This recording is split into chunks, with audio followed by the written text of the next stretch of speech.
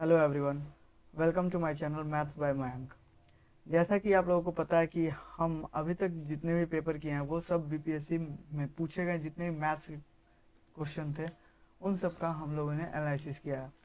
और ये वाला सेशन 64th बीपीएससी का है, जो 64th बीपीएससी में जो भी क्वेश्चन मैथ्स से पूछे गए थे, मैथ्स और रीजनिंग दोनों सेक्शन से जो भी क्वेश्चन है उसका हम फुल एनालिसिस करेंगे, जिसमें हर साल आपको पता है कि हर साल 10 क्वेश्चंस पूछे जाते हैं। तो इसमें पूरे के पूरे 10 नंबर हमको पक्का करना ही है करना है। तो इसीलिए हम प्रीवियस ईयर पेपर 10 वर्षों का प्रीवियस ईयर पेपर करा रहे हैं, जिसमें ये क्लास 6 है। ठीक, आगे हम बढ़ते हैं। इससे पहले कि अगर आप मेरे चैनल पर नए हैं तो इसे सब्सक्राइब कर दें। अगर आपको अच्छा लगे, ये कंटेंट अच्छा लगे, समझाने का तरीका अच्छा लगे, तो आप इसे प्लीज़ दोस्तों के साथ शेयर कर दें, लाइक और सब्सक्राइब करना ना भूलें। चलिए हम लेते हैं अपना पहला क्वेश्चन। ये हमारा पहला क्वेश्चन है 141। कह रहा है कि एक कमरा जिसकी लंबाई 12 मीटर और चौड़ाई 9 मीटर है तथा ऊंचाई 8 मीटर है, इसमें रखे जा सकने वाले खंबे की अधिकतम लंबाई। एक पहले तो हम कमरा बनाएंगे तो कमरा वो हमारा कैसे होगा, कमरा हमारा घनाभाकार होगा, हमारा घनाभ होगा। ये हमारा अगर ऐसे हम घनाभ बनाएं तो ये हमारा घनाभ है। ठीक, कमरा कैसे होता है, कमरा घनाभाकार होता है, इसमें लंबाई होती है, चौड़ाई होती है और ऊंचाई भी होती है। देखिए ये हमारा कमरा हो गया। अगर माने इसको यहाँ से मिला दें, अगर यहीं से इसको समझाने के लिए ऐसे हमारा कमरा होता है, ठीक है, यहाँ पे हमारा दरवाजा लगा रहता है, इसको ऐसे घेर देंगे तो ये क्या है, ये घनाभाकार है। तो इसमें कह रहा है कि इसकी लंबाई दी हुई है, ये हमारा लंबाई हो गया इस वाले सेक्शन। ये वाला जो भुजा है ये हमारी लंबाई हो गई, जो कि हमारे 12 मीटर की है। हमारा चौड़ाई की इसमें कितना कह रहा है, चौड़ाई 9 मीटर की है। ये देखिए, ये पीछे वाला देखिए, ये हमारी चौड़ाई हो गई। ये कितनी है, ये 9 मीटर की है। ये कितनी है, 9 मीटर की। और कह रहा है ऊंचाई, ऊंचाई कितनी होगी, ऊंचाई 8 मीटर। इसको ऐसे बना सकते हैं, कोई दिक्कत नहीं। हम इसको ऐसे इसलिए बनाए क्योंकि ये 3D फिगर में आपको देखने को मिल जाए, इसको समझने, ये समझ में आ रहा है कि अच्छा ये रूम है, ठीक है, इसीलिए इसको बनाए। इसकी ऊंचाई कितनी हो गई, ये यहाँ से लेकर यहाँ तक इसकी ऊंचाई कितनी हो गई, 8 मीटर। ये 8 मीटर है।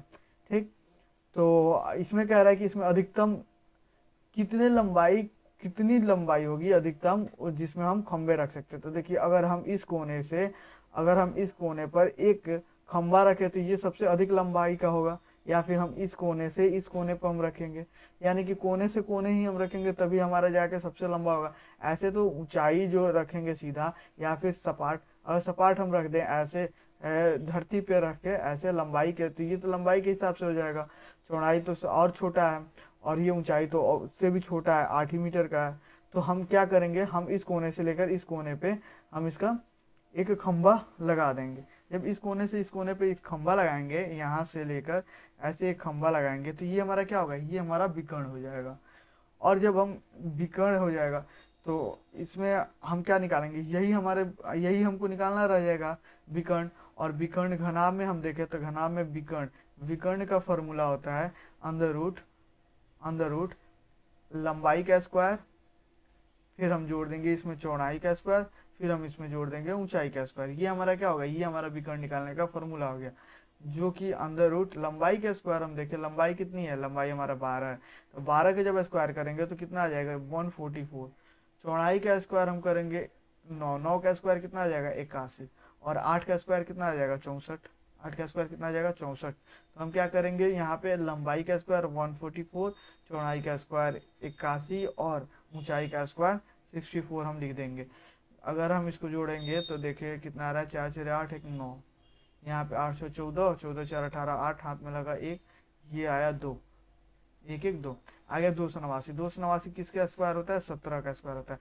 तो हमारा सबसे ये जो होगा, ये विकर्ण, ये कितने मीटर का होगा, ये 17 मीटर का होगा। यहाँ पे मीटर होगा, 17 मीटर का होगा, क्योंकि सब मीटर में आया तो ये भी मीटर में आएगा, 17 मीटर का होगा। और यही हमारी सबसे लंबी भुजा है। देखिए ये सबसे लंबी भुजा होगी, ये 9 मीटर का है, ये 12 मीटर का है, ये 8 मीटर का, और ये 17 मीटर का। इससे अगर कोने के कोने छोड़कर अगर हम कहीं पे भी कोई भी खंबा रखें तो वो इससे छोटा ही आएगा, 17 मीटर से छोटा ही आएगा। इसका आंसर क्या होगा, इसका आंसर हो जाएगा 17 मीटर। ये सी नंबर इसका आंसर हो जाएगा। घनाभ के बारे में अगर देखें, अच्छा घन जो होता है, घन घन में सभी भुजाएं बराबर होती है। अगर हम यहाँ पे घन एक बनाए तो ये घन अगर हम बना रहे हैं तो ऐसे घन होगा, वर्ग का घन बनता है। घन कैसे होता है? वर्ग का। तो घन में सभी भुजाएं बराबर होती हैं, जितनी भुजाएं होंगी उन सबका लंबाई बराबर होगा। लेकिन घनाभ में ऐसा नहीं होता है, घनाभ में अलग अलग होती है। घन और घनाभ में यही बस डिफरेंस होता है। घनाभ के बारे में अगर हम देखें तो इसका जो घनाभ के अगर 500 पृष्ठ का क्षेत्रफल देखें, 500 पृष्ठ का क्षेत्रफल, इसका 500 पृष्ठ का क्षेत्रफल, पृष्ठ का क्षेत्रफल, तो 500 पृष्ठ का क्षेत्रफल क्या होता है? ये होता है 2h इंटू लंबाई प्लस चौड़ाई। और यही जो 500 पृष्ठ का क्षेत्रफल होगा ना, यही कमरे का भी क्षेत्रफल होगा। इस कमरे का क्षेत्रफल क्या होगा? कमरे का क्षेत्रफल इज इक्वल टू, यहाँ पे कमरे का क्षेत्रफल भी यही होगा, कमरे का क्षेत्रफल भी यही होगा 2h into L plus B. ठीक, ये 500 पृष्ठ का क्षेत्रफल हो गया। अगर हम देखें कि आयतन क्या होगा, तो आयतन, अगर हम इसका आयतन देखें तो आयतन कुछ नहीं करना है, लंबाई गुने चौड़ाई गुने ऊंचाई कर देना है। ये आयतन कैसे निकलता है? आयतन का मतलब ये कितना, इसमें कोई सामान रखे तो वो कितना आएगा, तो वही इसके लंबाई चौड़ाई और ऊंचाई को आपस में गुना कर देंगे तो उसका आयतन निकल जाएगा। ठीक है, चलिए आगे बढ़ते हैं। तो इसका आंसर क्या होगा? सी नंबर इसका आंसर होगा। आगे बढ़ते हैं, 142 नंबर क्वेश्चन देखते हैं। एक रेलगाड़ी जिसकी लंबाई 150 मीटर है, उत्तर दिशा की तरफ 144 किलोमीटर प्रति घंटे की चाल से चलते हुए कितना 250 मीटर लंबी एक पुल को पार कर सकते हैं। यहाँ पे दिशा, ये जो उत्तर दिशा है ना, इसका कोई मतलब नहीं बनता, ये सिर्फ कंफ्यूज करने के लिए होता है। जैसे अगर उत्तर दिशा देखे तो ये हमारा उत्तर दिशा होता है, ऐसे अगर हम बनाए तो ये उत्तर होता है, ये दक्षिण होता है, साउथ। ये हम देखें तो ये हमारा ईस्ट होगा और ये हमारा वेस्ट होगा। ठीक है, ये हमारा नॉर्थ होगा। तो इसमें कोई ये नहीं है, ये सिर्फ कंफ्यूज करने के लिए दिया है कि उत्तर दिशा। हम ऐसे बनाएंगे तो क्या हमारा गलत हो जाएगा? अगर हम ट्रेन को ईस्ट दिशा में चला दिए तो क्या गलत होगा? वेस्ट में चलाएं तो क्या गलत है? नहीं। कह रहा है कि एक ट्रेन है, जो मान लेते हैं कि एक ट्रेन है, अगर मानिए आप ही के अनुसार अगर चले, क्वेश्चन के अनुसार ही हम चले, तो ये एक ट्रेन है। ठीक है, ये एक ट्रेन है, यहाँ से ऐसे ले जाए, थोड़ा मेरा ड्राइंग तो बहुत अच्छा है। ठीक है, तो ये एक ट्रेन है और इसकी जो लंबाई है वो दिया है 150 मीटर। इसकी जो लंबाई है वो कितनी दी है? 150 मीटर। ठीक है, ये लंबाई हो गया। कह रहा है कि एक इसकी चाल कितनी है? इसकी चाल है 144 किलोमीटर प्रति घंटा, इसकी चाल है। चाल दिया 144 किलोमीटर प्रति घंटा। और ये 150 मीटर लंबे पुल, यहाँ पे आगे मानो कि ये पुल मिल रहा है, यहाँ से यहाँ तक एक पुल है जिसकी लंबाई क्या है? 150 मीटर। इसकी भी लंबाई 150 मीटर है। एक लंबे पुल को वो कितने देर में पार कर लेगी या पार कर सकती है? तो यहाँ पे समय पूछा है, क्योंकि सेकंड में सब आंसर दिया था, समय ही निकालना है। तो ये जब हम पिछले क्लास में हम जाके पढ़े थे कि अगर कोई ट्रेन किसी खंबे को पार कर रही है, कोई ट्रेन किसी खंबे को पार कर रही है, तो वो क्या कर रही है? वो अपने लंबाई को पार कर रही है। अगर कोई ट्रेन किसी लंबे पुल को पार करेगी या फिर किसी सुरंग को पार करेगी, तो इनका तो कुछ ना कुछ लंबाई होगा। तो किसी लंबे पुल या किसी सुरंग को पार करेगी, यानी कि वो अपने आप को तो अपने आप की लंबाई को तो पार कर रही है, साथ ही साथ अपने पुल की लंबाई को भी पार करेगी, या फिर हम कहें तो सुरंग की लंबाई को भी पार करेगी। तो हम क्या करेंगे? ये टोटल डिस्टेंस, इस पुल का भी डिस्टेंस और ये ट्रेन का भी डिस्टेंस, दोनों डिस्टेंस हम यहाँ पे लेके चलेंगे। दोनों डिस्टेंस को हम क्या करेंगे? ऐड कर देंगे। तो ये कह रहा है कि 150 मीटर तो वो ट्रेन चली, ट्रेन की लंबाई है, और 150 मीटर पुल की लंबाई है, यानी कि हम देखें तो 300 मीटर टोटल लंबाई वो ट्रेन कवर करेगी। ठीक, इसकी चाल हम देखें, यहाँ पे देखिए ये मीटर में है, लंबाई क्या है इसके? मीटर में है, और ये चाल क्या है? इसको किलोमीटर प्रति घंटा में है। तो हम क्या करेंगे? इसको मीटर प्रति सेकंड में बदलेंगे, तब ना जाके डिवाइड होगा। तो 144, यहाँ पे हम देखते हैं 144 किलोमीटर प्रति घंटा को मीटर पर सेकंड में बदलने के लिए 5/18 से हम गुना कर देते हैं। जब 5/18 से गुना करेंगे तो ये देखिए ये कट जाएगा इससे, तो इसको अगर हम काटे तो ये कट जाएगा 6 से 6 दूना 12, 6 चौका 24, ये कटेगा 6 3 18। ठीक है, तो हम इसको ऐसे बनाएंगे, तो हम यहाँ पे काट देंगे, फिर ये 3 से कट जाएगा कितनी बार में? 8 बार में, और हमारा क्या आ जाएगा? 40 मीटर पर सेकेंड। कितना आ जाएगा? 40 मीटर पर सेकेंड। अब हम क्या करेंगे? अब यहाँ पे हम टाइम निकाल देंगे। तो टाइम का फॉर्मूला क्या होता है? डिस्टेंस अपॉन टोटल डिस्टेंस कितना है और अपन कितना ये इसकी चाल क्या है। तो इसकी चाल क्या है 40 मीटर पर सेकंड। डिस्टेंस कितनी है, डिस्टेंस ये 300 मीटर की है और ये 40 मीटर की है, 40 मीटर पर सेकंड और ये 300 मीटर। मीटर से मीटर कैंसिल, 40 से जब हम इसमें डिवाइड करेंगे, इसका 40 नो 8 5 40, ठीक है। जब हम इसको 40 से डिवाइड करेंगे, यहाँ पे कुछ गड़बड़ हो रहा है क्या, यहाँ पे कुछ गड़बड़ लग रहा है। अच्छा ये गड़बड़ हो गया। यहाँ पे जो कह रहा है कि ये जो पुल की लंबाई है ये 250 मीटर है।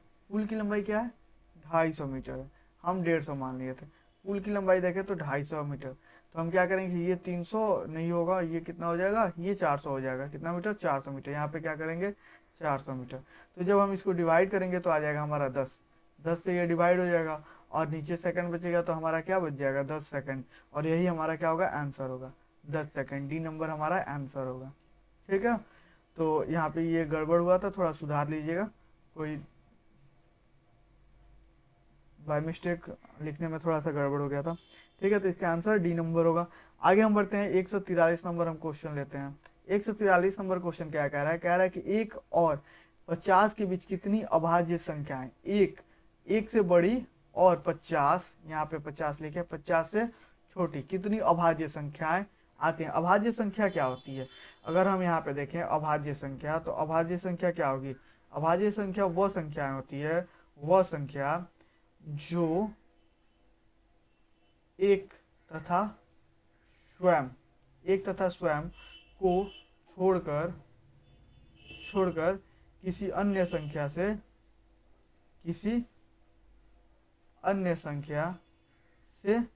भाग नहीं लगता है या पूरी नहीं कटती है, अन्य संख्या से भाग नहीं लगता है। या फिर हम ये कहें कि जिसका केवल 2 गुणनखंड हो, जिसका केवल दो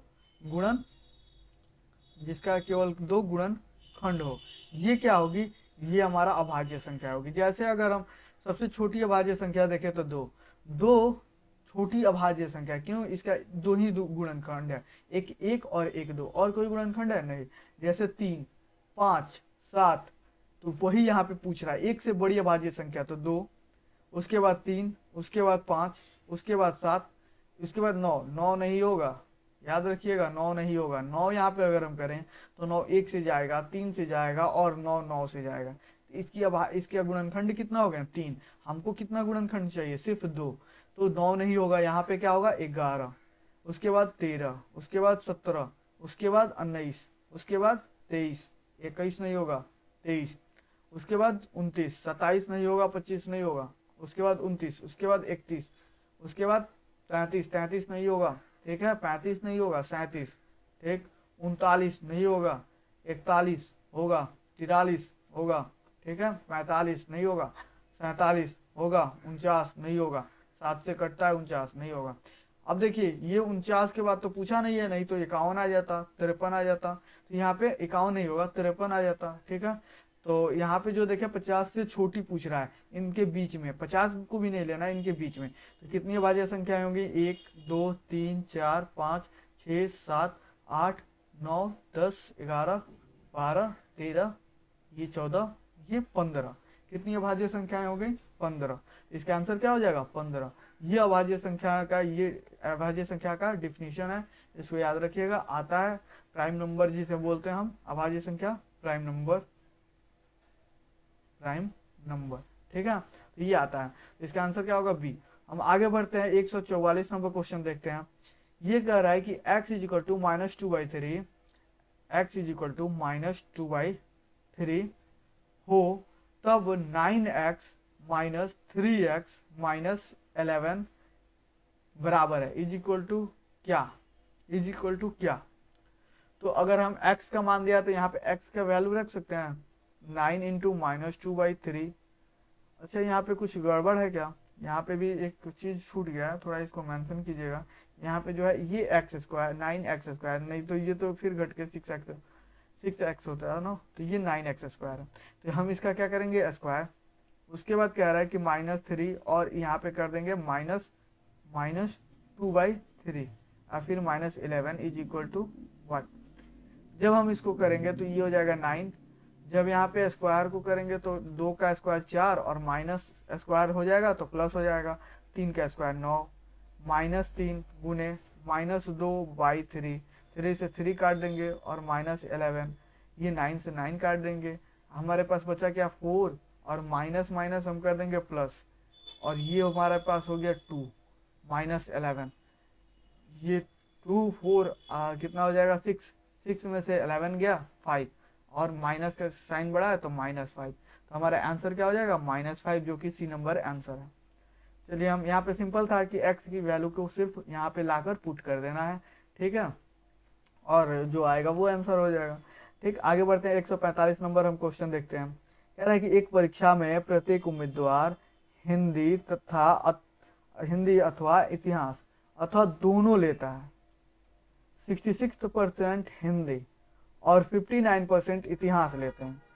कुल उम्मीदवारों की संख्या कितनी है? 3000 थी। कितने उम्मीदवारों ने हिंदी और इतिहास दोनों लिया? कह रहा है, ये वेन डायग्राम का क्वेश्चन है। ऐसे वेन डायग्राम में ऐसे हम बनाते हैं, ठीक है, वेन डायग्राम में हम ऐसे इसको लिख देते हैं। ये वेन डायग्राम है। यहाँ पे कह रहा है ये हो गया हिंदी और ये हो गया हिस्ट्री।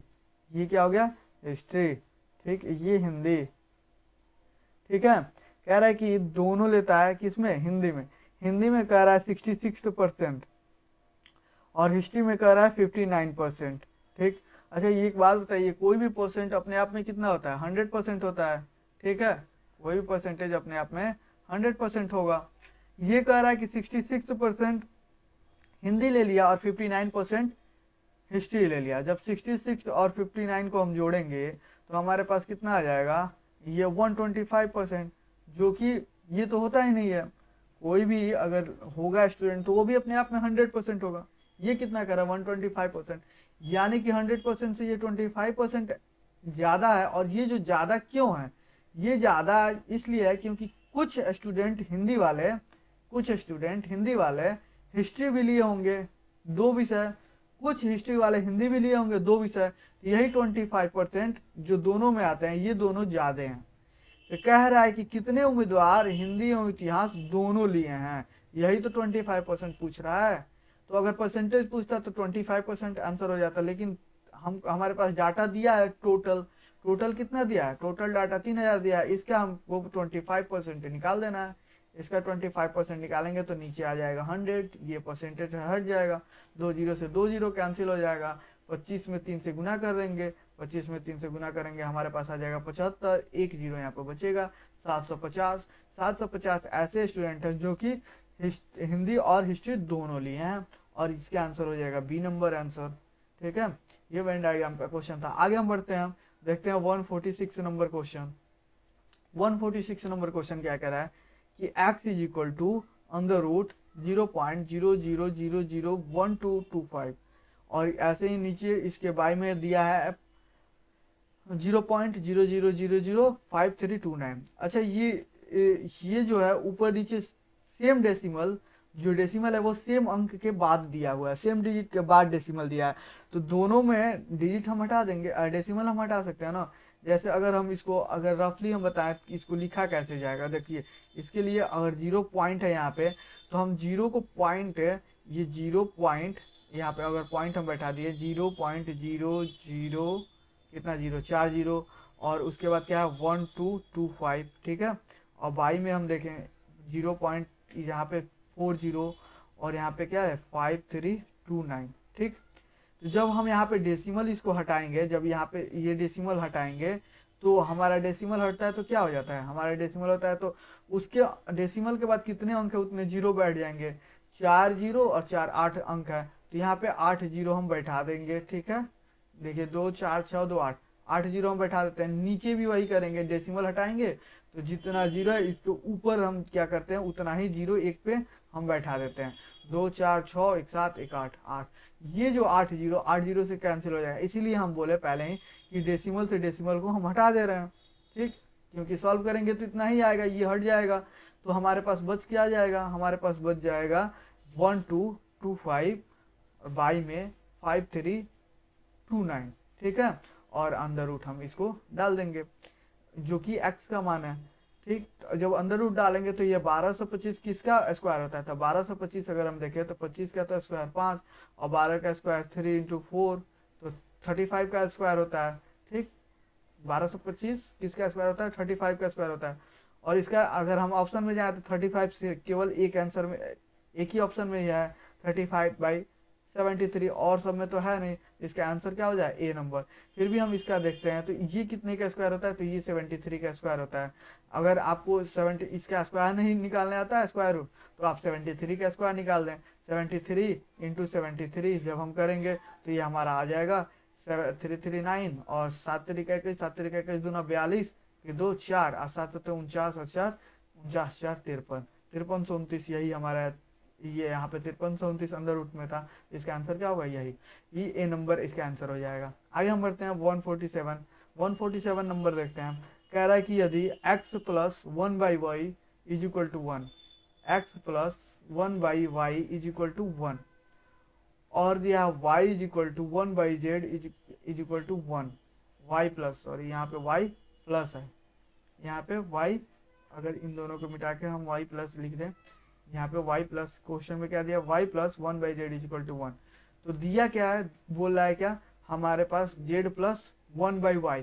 अच्छा यहाँ पे 1/y आपको दिख रहा है, ठीक है, और यहाँ पे आपको 1/z दिख रहा है, लेकिन हमसे पूछा क्या है, z plus 1/y, z plus 1/y। पहले यहाँ से हम 1/y निकाल लेते हैं, तो ये हो गया x, ये हमारा क्या हो गया x plus 1/y is equal to 1, तो 1/y इज इक्वल टू हम क्या निकाल देंगे, 1 माइनस एक्स, 1/y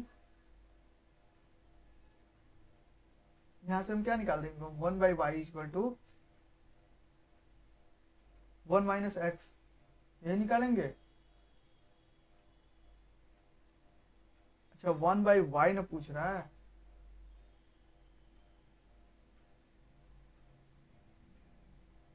यहाँ पे 1/y, 1/y, यहाँ से भी इसको भी निकाल सकते हैं, ठीक, इसको भी हम निकाल देंगे। लेकिन हमको यहाँ पे x के टर्म में अगर निकालेंगे तो फिर यहाँ पे x रखेंगे और x आ जाएगा, हमको x के टर्म में नहीं निकालेंगे। ये तो x बना रहेगा, यहाँ पे x, यहाँ पे फिर एक x रह जाएगा, क्योंकि यहाँ पे जब हम z निकालेंगे तो हमारा y निकल जाएगा, y रह जाएगा, तो फिर तीनों वेरिएबल यहाँ पे रह जाएंगे, ठीक। हम यहाँ पे 1/y नहीं निकाल के हम यहाँ पे अगर इसको मिटाएं, इसको भी मिटाएं, इन सबको मिटाएं, अगर हम यहाँ पे 1/y ना निकाल कर यहाँ पे x निकाले तो हमारा आ जाएगा 1 माइनस 1/y, ठीक। इसको हम सॉल्व करेंगे तो हो जाएगा y माइनस 1/y, ठीक, x इज इक्वल टू इतना आ जाएगा। और ये हमारा क्या हो जाएगा, ये हमारा क्या हो जाएगा, ये यहाँ पे कुछ गड़बड़ हुआ है क्या, ये y प्लस 1/z और ये क्या हो गया, ये हमारा y x plus 1/y equal to 1, ठीक। तो 1 minus 1/y, y/1 minus y, ठीक। यहाँ से अगर हम इसको 1/x कर दें तो ये क्या हो जाएगा, ये हो जाएगा y/y माइनस 1, ठीक, ठीक। यहाँ पे 1/x हम निकाल दें और ये हमारा समीकरण पहला हो गया। यहाँ पे जब हम आएंगे समीकरण पहला, जब हम यहाँ पे हम आएंगे y plus 1/z is equal to 1, अगर हम यहाँ से 1/z निकाल दें तो हमारा आ जाएगा 1 माइनस y हमारा आ जाएगा। यहाँ से अगर हम z निकालें तो z हमारा क्या आ जाएगा, 1/1 माइनस y, ठीक, 1/1 माइनस y।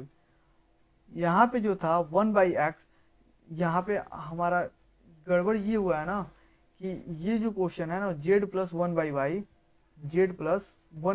क्वेश्चन ये नहीं पूछा है, क्वेश्चन हमारा दिया है कि क्वेश्चन हमारा क्या दिया है, z प्लस 1/x। यहाँ पे y गलती से टाइप हो गया, यहाँ पे y नहीं रहेगा, यहाँ पे 1/x रहेगा, इसलिए हम बोल रहे थे क्यों हम 1/y निकालते जा रहे हैं। यहाँ पे हम 1/x निकालेंगे, ठीक है, यहाँ पे क्या निकालेंगे, 1/x। तो 1/x का मान इतना आ जाएगा, ये हमारा z हो गया, z का मान इतना आ गया। हम z और 1/x हम यहाँ पे जब रखेंगे तो पहले हम क्या रखेंगे, हम या तो z प्लस 1/x रखें या फिर 1/x प्लस z रखें, दोनों में कोई नहीं, हमको जोड़ना ही नहीं है। 1/y by 1/y minus 1 plus 1/1 minus y, यही ना बोला है, यही हमसे बोला है। यहाँ से जब हम y माइनस कॉमन ले लेंगे, यहाँ से जब हम y बाई y माइनस 1, यहाँ से जब माइनस कॉमन ले लेंगे तो ये हो जाएगा 1/y 1/y माइनस 1 आ जाएगा। नीचे हम एलसीएम लेंगे तो नीचे हमारा एलसीएम क्या हो जाएगा, नीचे हमारा एलसीएम हो जाएगा y माइनस 1, और ऊपर हम जब इसको मल्टीप्लिकेशन करेंगे तो y माइनस 1, और दोनों को हम काट देंगे तो कितना आ जाएगा हमारा 1, और यही हमारा क्या होगा, आंसर होगा, जो कि बी नंबर हमारा आंसर दिया 1। इसको फिर से एक बार और समझ लीजिए, ठीक है, थोड़ा सा गड़बड़ हो गया तो इसको मैं फिर से एक बार और सब मिटा के हम फिर से एक बार और समझा देते हैं, ठीक है। और थोड़ा सा ये क्वेश्चन की वजह से गलत हो गया। अगर हम देखते हैं ये वाला क्वेश्चन, 1 मिनट मिटा दें, ठीक है।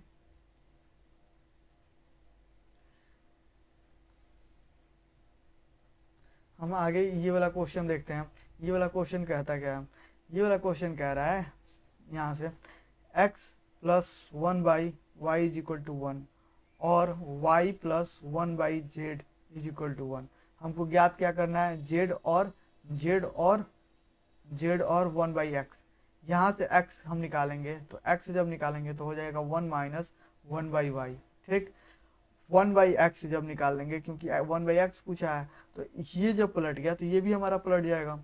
ये जब ये एक मिनट यहाँ पे 1/y अभी ना निकाल के, हम 1/y अभी ना निकाल के हम पहले x का मान ही निकाले, तो ये हो जाएगा y माइनस 1 अपॉन में y, ठीक। अब यहाँ पे 1/x अगर हम निकालते हैं तो ये हमारा हो जाएगा y अपॉन y माइनस 1, और इसको हम समीकरण 1 दे देते हैं। यहाँ पे हम देखें तो y प्लस 1/z, यहाँ पे क्या हमको निकालना है, z। जब हमको यहाँ पे z निकालना है तो 1/z इसको यहाँ रहने देंगे और इसको 1 माइनस y इधर कर देंगे। यहाँ से जब z हमको निकालेंगे तो z हम जब इसको पलट देंगे तो ये भी पलट जाएगा, 1/1 माइनस y निकाल देंगे, ठीक। और ये हमारा समीकरण हो जाएगा 2। जब हम 1 और 2 दोनों को जोड़ेंगे तो हमारा इतना ही आएगा।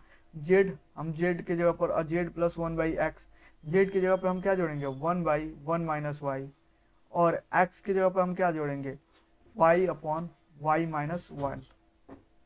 तो जब हम इन दोनों को जोड़ेंगे तो हम देखिए यहाँ पे क्या करेंगे, 1/1 माइनस y, यहाँ पे माइनस कॉमन ले लेंगे तो हो जाएगा 1 y अपॉन 1 माइनस y, ठीक। दोनों का एलसीएम जब लेंगे तो 1 माइनस y, इन दोनों को जब मल्टीप्लिकेशन करेंगे तो 1 माइनस y, दोनों कट जाएगा और कट के हमको क्या देगा 1, और यही हमारा क्या होगा, आंसर, ठीक है। तो यहाँ पे आपको क्लियर हो गया होगा। हम आगे बढ़ते हैं 148 नंबर क्वेश्चन। कह रहा है कि चार बहनों की औसत आयु 7 वर्ष है। यदि हम माँ की आयु जोड़ दें तो औसत आयु 6 वर्ष बढ़ जाती है। माँ की आयु ज्ञात कीजिए। यहाँ पे जब सभी बहनों की आयु 7 वर्ष दी है तो मान लेते हैं बहन ए, बी, सी, डी, 4 बहनें होंगी, इनकी औसत आयु 7 वर्ष है, तो इसकी भी 7 होगी, इसकी भी 7 होगी, इसकी भी 7 होगी, इसकी भी 7 होगी, मान लेते हैं, तो 7 वर्ष आ जाएगा। कह रहा है कि माँ को इसमें जोड़ दिए, ए, बी, सी, डी में अगर हम माँ को भी जोड़ दिए तो ये जो 7 वर्ष है सब में क्या होगा, 6 वर्ष बढ़ जाएगा। ये 13 होगा, ये 13 होगा, ये 13 होगा, ये 13 होगा, और इनका भी 13 हो जाएगा। जब सबका 13 हो जाएगा तो औसत भी हमारा क्या आ जाएगा, 13 आ जाएगा। ये तो हम जानते हैं ना कि औसत में कोई भी संख्या अगर हम जोड़े तो सभी आंकड़ों में समान संख्या जुड़ती है, और कोई भी संख्या अगर हम घटाएं तो सभी में समान संख्या घटती है, गुना करें तो सभी में समान गुना होती है। अब ऐसे में सेम जाता है इसके रिवर्स में कि सभी संख्या सभी आंकड़ों में जितना हम अंक जोड़े तो औसत में भी उतना अंक जोड़ देंगे, तो यहाँ पे भी हमारा 6 बढ़ जाएगा, ठीक है।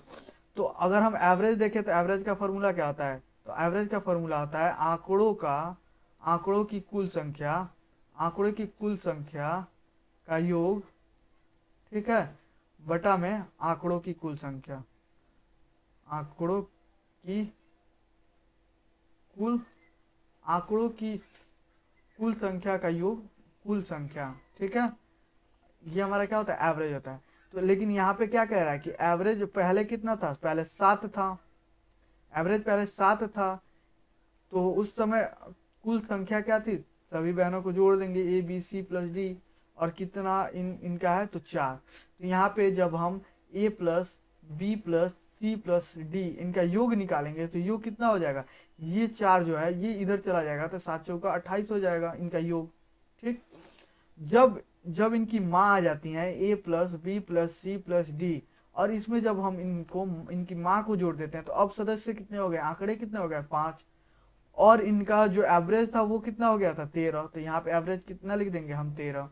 जब हम इनका योग निकाल देंगे A plus B plus C plus D plus M, तो ये 13 पचे 65 हो जाएंगे, ये इधर जाके फिर गुना हो जाएगा 13 पचे 65। और जब हम इन दोनों को जोड़ देंगे तो ए बी सी डी से A B C D cut जाएगा, बच क्या गई सिर्फ इनकी माँ। जब इनकी माँ बचेंगी, जब यहाँ पे सब तो माइनस में बदल जाएगा ना, सब माइनस का चिन्ह हो जाएगा। जब इनकी माँ बदल गई तो माँ किस में आ गई, माइनस में। जब इसमें से हम घटाएंगे तो ये भी हमारा माइनस में जाएगा, और हमारा माइनस में कितना जाएगा 37। ये 15 में से 8 घटाएंगे 7, यहाँ पे बचा 5 में से 2 गया 7, 3, माइनस से माइनस काट देंगे, इनकी माँ की उम्र कितनी आ जाएगी 37 बस 37 ये, तो ये इनकी माँ की उम्र हो जाएगी, जो कि आंसर सी में है। ऑप्शन सी इसका आंसर हो जाएगा। आगे बढ़ते हैं, 149 नंबर क्वेश्चन देखते हैं। ये कर्णिघात का क्वेश्चन है, कह रहा है 3 का power x plus 8 is equal to 27 का पावर 2x प्लस 1, ठीक। तो x का मान यहाँ पे क्या निकालना है, x का मान। अगर हम 27 को देखें तो हम इसको 3 का पावर 3 लिख सकते हैं, और ये जैसे है वैसे ही हम इसको लिख दें, ये जैसे है वैसे ही हम इसको लिख देते हैं, ठीक। इसको तोड़ के हम इतना लिख सकते हैं। जब इसको तोड़ के इतना लिखेंगे तो इसका मतलब हो गया 3 का पावर, ये 3 इसमें गुना हो जाएगा और हो जाएगा 6x प्लस 3, और यहाँ पे 3x का पावर 8।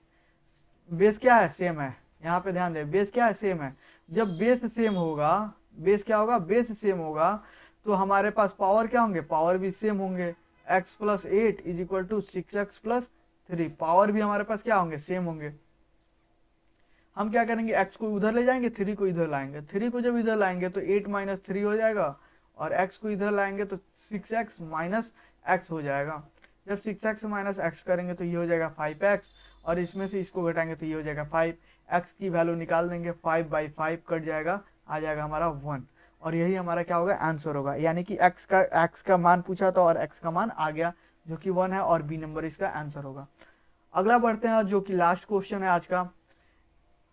यहाँ देखते हैं, ये कह रहा है कि s, यहाँ पे एक मेंशन कर लीजिएगा, यहाँ पे सिग्मा, ठीक, सिग्मा का पावर 10 और n का power n is equal to 1, यानी कि 1 से लेकर 10।